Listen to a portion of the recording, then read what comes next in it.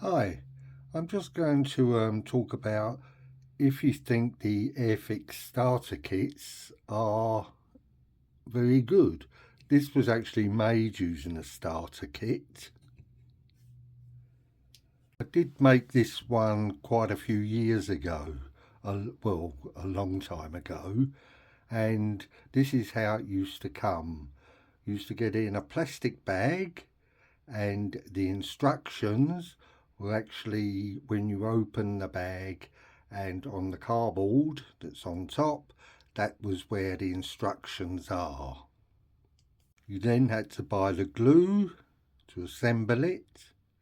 Then you had to get the paint, which at the time used to come in little jars, the Airfix, and it was enamel. And for this sort of thing, you probably need 4 different colours, so you had to buy that paint. Then you had to go and buy your paintbrush.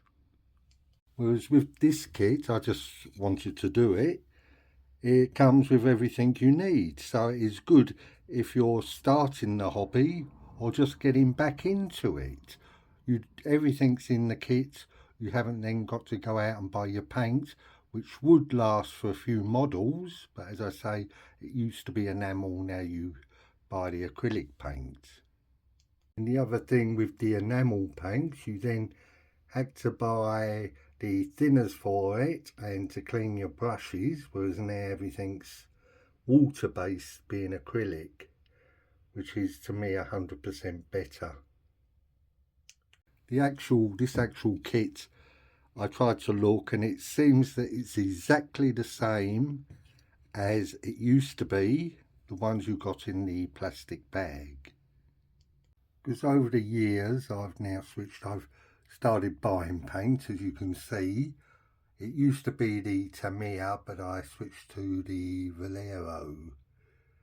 But as I say, if you're first starting or you're coming back in after a few years of not doing models, so you won't have to paint and you don't have to then go out and buy your glue, your brushes.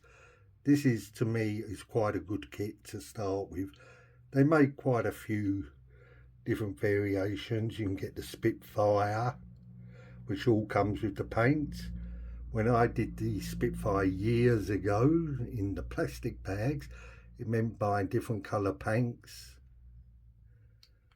If you did buy a kit like this, which I purchased because I wanted this particular Spitfire in 1:72, you would then have to go out and buy all these paints.